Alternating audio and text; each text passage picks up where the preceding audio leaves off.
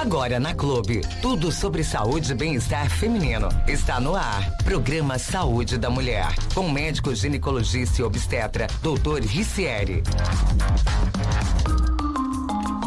Doutor Ricieri, bom dia, uma ótima quarta-feira. Seja bem-vindo aqui. Calorzinho lá fora. Bom dia, Dias, né? Bom dia a você, bom dia aos ouvintes. E como a gente estava conversando aqui agora um pouquinho antes da gente entrar no ar, né?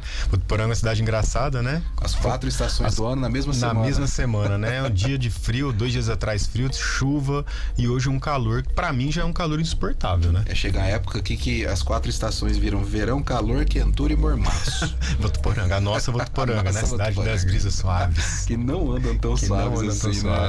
Mas suave tá esse momento nosso pra você conferir, pra você ficar ligadinho nesse bate-papo, conferir também pelo nosso facebook.com/clube92 e sanar as suas dúvidas no quesito da saúde feminina, né, doutor? Com certeza, né? A gente tá aqui pra isso, não fiquem com dúvidas. Podem aí, né, perder a timidez, manda as perguntas e se não quiser se identificar, né, Dias? A gente preserva aí a só falar identidade. Que eu não gostaria de não me identificar, mas manda antes que não quer se identificar. Exatamente, né? Não na hora, se senão mandar não dá mensagem tempo. depois, falar por baixo, aí é tarde demais, né? Aí azeda o pé do frango, né? E pra gente começar nosso encontro dessa quarta-feira, toda quarta-feira a partir das 11 tem o quadro aqui com o Dr. Ricieri, Saúde da Mulher, e vamos dando início ao nosso bate-papo com a seguinte pergunta de um ouvinte que nos enviou aqui pelo WhatsApp. Doutor, tive relação com a minha namorada e o preservativo ficou preso nela por 3 dias. Só saiu com a menstruação. Corre risco de acontecer uma gravidez? Bom, vamos lá. Nesse caso específico, Dias, uma coisa que tranquiliza aí seria essa menstruação, tá? Nem sempre uma menstruação é sinal de uma ausência de gravidez. Muitas grávidas podem apresentar um sangramento de começo de gestação que confunde muito com menstruação. O fato é que, nesse caso, 3 dias após já teve uma menstruação, muito provavelmente não teve a gravidez. Agora, generalizando essa situação, que é uma situação bem comum, né? Quando você tem quando fica o preservativo aí dentro da cavidade vaginal, isso realmente é preocupante, sim, porque o espermatozoide, ele tá ali dentro desse preservativo provavelmente, e tem o risco sim dele sair de lá e fazer o caminho normal dele, entrar no útero, ir pela trompa e encontrar um óvulo. Então o risco de gravidez, sim, existe, é possível. Nessa situação a gente sempre orienta que, se não tiver nenhuma contraindicação, fazer uso da pílula de emergência, né? Também conhecida aí como pílula do dia seguinte. Um outro ouvinte pergunta aqui pra gente, doutor já disse em outros programas, né, que a maioria das mulheres que usa Dilmirena, o que é? Não menstrua, né? Pra onde vai o sangue? Deve ser o Dilmirena, que é um dos tipos de DIU hormonal, tá? Pergunta bem interessante. Eu vou também passar isso não só para o DIU, mas para qualquer anticoncepcional injetável, né? É uma dúvida bem comum. Doutor, se eu utilizar algum método contínuo, então mesmo o DIU hormonal, no caso Mirena, ou implante injetável contínuo, anticoncepcional sem pausa, para onde vai o sangue? Na verdade, o sangue ele não vai para nenhum lugar, porque ele não vai ser produzido. A menstruação, ela não é só sangue, Dias, ela é um conjunto ali de tecido endometrial, a parte que descama de dentro do útero, a maioria ali sim sangue, mas quando você faz uso contínuo de remédios ou usa o DIU hormonal, não existe uma proliferação desse endométrio. Então esse sangue, esse conjunto de tecido, sangue, sujeira, ele não é produzido. Então, na verdade, não vai para nenhum lugar. Então essa preocupação, ela não deveria existir, né? E o pessoal mais antigo falava que o sangue subia para a cabeça, já ouviu falar isso, não, né? Fica de cabeça para baixo. Exatamente. Né? Mas não, isso é mito popular, né? O sangue ele não é produzido, então quanto a isso pode ficar tranquilo. Falando endométrio, né? Vamos falar aqui também sobre a endometriose, né? Um ouvinte nos pergunta aqui, ó. Você pode mandar sua pergunta também pelo 996594092. Fique à vontade para participar, caso tenha alguma dúvida aqui. Fiz cirurgia da endometriose há 3 anos. Mesmo assim, afeta a fertilidade? Tá, bom, vamos lá, vamos ver se eu entendi a pergunta, né? Eu acho que ela fez uma cirurgia há 3 anos, muito provavelmente porque ela tinha ou dores ou tinha dificuldade para engravidar, não sei exatamente. Mas a cirurgia para endometriose, a gente tem 2 indicações, né? Dois benefícios com ela. Primeiro é que você pode melhorar o quadro, a dor principalmente que a endometriose causa. Segunda indicação seria para aquelas mulheres que desejam engravidar. Então a gente sabe hoje em dia que a cirurgia ela aumenta bastante a fertilidade. No caso dessa paciente que fez a cirurgia há 3 anos, contrário, né?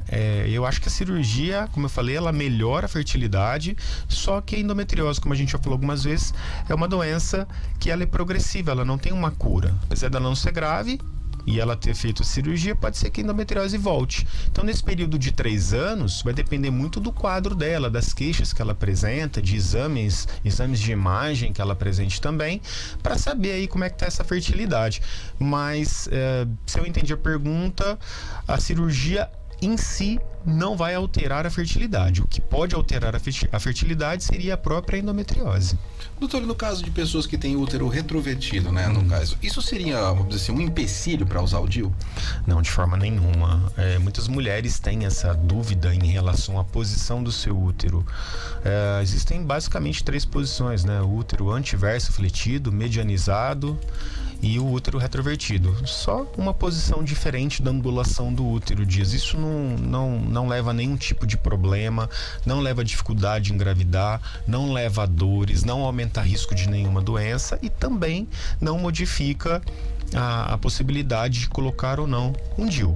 É importante que a gente saiba dessa posição do útero, porque pode sim mudar o tipo de colocação do DIU, mas impedi-lo não.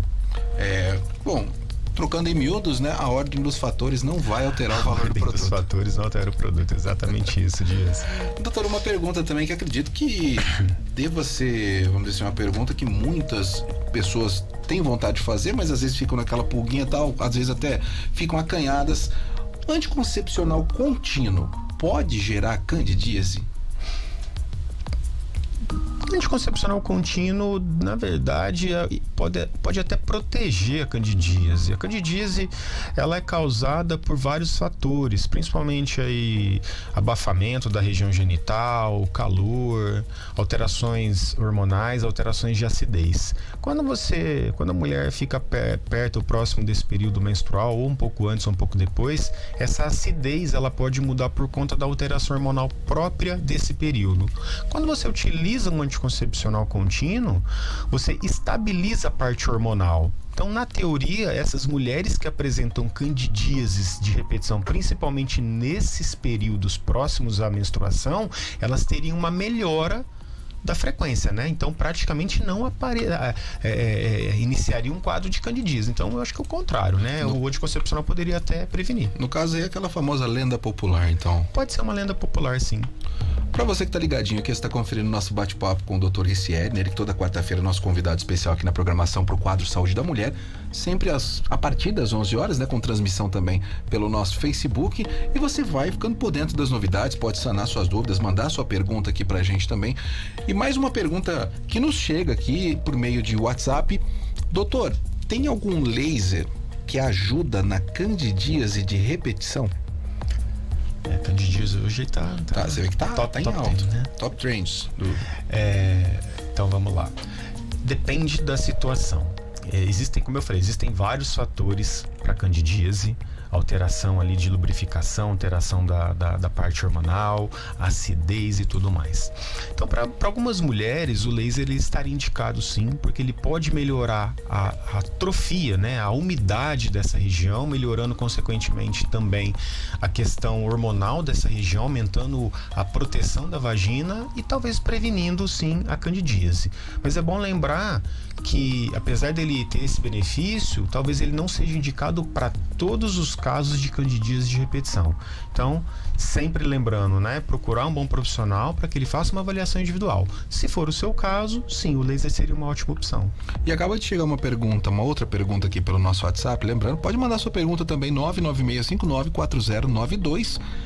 A nossa ouvinte aqui pergunta o seguinte: doutor, bom dia, né? A minha filha tem 23 anos. Ela tem cisto no ovário desde os 15 anos. Faz 2 anos e meio que ela casou.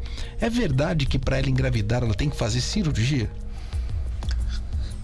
Mais uma vez, é muito complicado a gente responder essa pergunta, porque cistos, eles existem de várias formas. Com 23 anos, normalmente é um cisto benigno. A gente não pode excluir possibilidade de malignidade, mas se ela já tem esse cisto há algum tempo, né? Eu acredito que seja um cisto benigno. Agora, depende do que esse cisto é formado. Assim, na maioria das vezes são cistos simples, os cistos foliculares, que são até não bons, mas eles indicam aí que provavelmente a paciente esteja ovulando. Porém, existem cistos que a gente chama de hemorrágicos, né, que tem sangue dentro, pode causar dor, e tem os cistos endometrióticos. Então, a endometriose ela pode se apresentar na forma de um cisto no ovário. Então, para cada tipo de situação, a gente tem uma orientação. Se for um cisto simples, que é um cisto só de água, não tem nenhum outro significado preocupante, teoricamente ele não vai impedir ou dificultar uma gravidez. Agora, mais uma vez, cada cisto ele tem suas características, então nesse caso procurar um profissional para uma avaliação individual. Doutor, a gente, nas questões das DSTs, né, alguns anos atrás, um bom tempo atrás, né, geralmente tinham aquelas, tipo, essas são, o resto não é, né? Mas com o passar do tempo, né, o cuidado foi caindo e essa família de DST foi aumentando, né? E a questão do Colpite é uma DST? A Colpite, vamos lá. A Colpite, para quem não sabe, é uma inflamação do colo do útero. Então, o útero ele tem basicamente duas porções, que a gente chama de corpo uterino, que é onde tem o endométrio, que é aquela parte que descama para a menstruação, e tem o colo do útero, né, que é onde acontece o temido câncer de colo de útero e que o cuidado para isso é o Papa Nicolau. Então, Colpite seria uma inflamação do colo do útero. E a Colpite ela pode sim ser causada por uma infecção.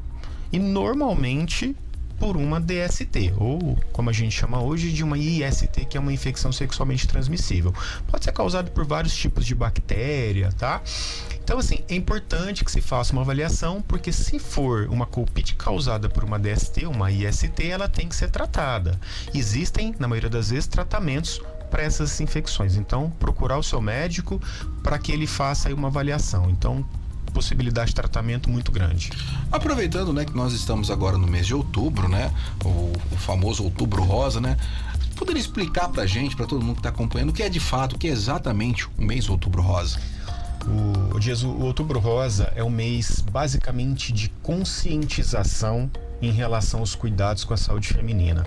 O Outubro Rosa ele começou, só um adendo, lembrar que o Outubro Rosa ele não é só no Brasil, ele é um mês mundial de cuidados com a saúde, e ele começou há mais ou menos aí uns 30 anos especificamente para a conscientização do câncer de mama. Só que de uns tempos para cá, a gente acabou associando também como prevenção do câncer de colo de útero, e a gente acaba extrapolando isso para os cuidados com a saúde feminina geral. Então, assim, é um mês para conscientização, não é um mês específico para que você faça os seus exames. Eu acho que os exames e os seus cuidados têm que ser feitos durante todo o ano, durante toda a sua vida. Mas é importante porque é um mês que ficou marcado por conta desses cuidados, a conscientização é maior nesse período, consequentemente também os exames são maiores nesse período. Então, basicamente, a conscientização dos cuidados e prevenções da saúde feminina para que você tenha uma qualidade de vida melhor. Isso aí, ó, você que acompanhou aí também ficou por dentro dessa explicação, ficou por dentro de mais essa notícia envolvendo a saúde feminina. Então vamos ficar sempre em dia com a saúde, né? Aproveite principalmente as ações que rodam por aí nesse mês do Outubro Rosa, e a gente sempre diz, reforça e mantém a afirmativa. Na sua dúvida, procure um bom profissional. E para acompanhar mais sobre o assunto, doutor, deixa pra gente as redes sociais, seu site, pro pessoal que tá antenado aqui toda quarta-feira, que além de acompanhar pelo WhatsApp, participar pelo WhatsApp, acompanhar pelo rádio, pelo Facebook, quer também acompanhar as redes sociais do doutor. Vamos lá, então, informações disponíveis, o nosso contato também pelas plataformas aí, site, Instagram, Facebook, canal do YouTube, Dr. Ricieri Ginecologista, mais uma vez lembrando que o doutor somente o DR aí no início. Aí, ó, tá bom? Mais um encontro especial nessa quarta-feira, e a gente agradece mais esses minutos de conhecimento, vamos dizer assim, conhecimento nunca é demais, então, principalmente quando se trata de saúde. Com saúde não se brinca, então, mulherada, vamos ficar em dia com a saúde, vamos procurar um profissional e vamos dormir mais tranquilo e cuidar melhor do nosso dia a dia. Quarta-feira que vem estaremos de volta aqui em mais um encontro especial, né, doutor? Eu desejo pra você um ótimo restinho de quarta-feira, um ótimo restinho de semana, um final de semana iluminado, e até a próxima. Para você também, Dias, uma boa quarta-feira, um bom resto de quarta-feira, um bom restinho de semana. Para os nossos ouvintes também. E mais uma vez, né, um bom outubro rosa para todo mundo. Aproveitar, deixa aí. E mais uma vez lembrar desse mês tão importante aí para a prevenção das doenças da saúde feminina. Isso mesmo, a gente vai ficando por aqui. Nosso encontro com o quadro Saúde da Mulher volta na próxima quarta-feira, a partir das 11 da manhã.